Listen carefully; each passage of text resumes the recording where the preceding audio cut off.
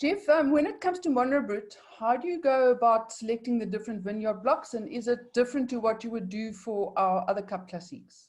In Monro Brut is a prestige cuvee, so we really have to look for the best that we have. When you're talking about a prestige cuvee, there has to be longevity possible. So we do look for blocks that give base wines that have the ability to keep.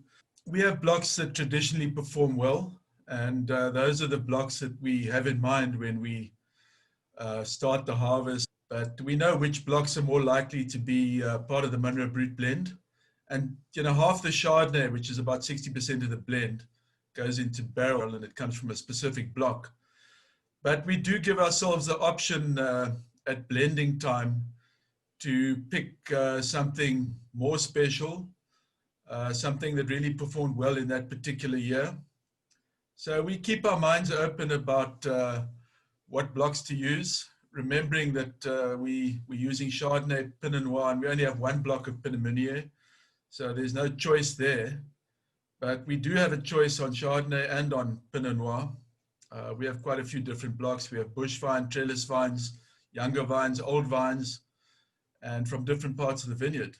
We do have to go out and pick fruit that's going to give us the right analysis and balance.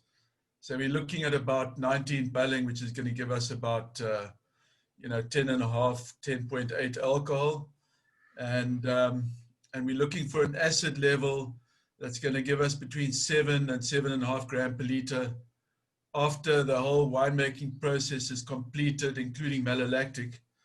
And so we're looking for good acidity.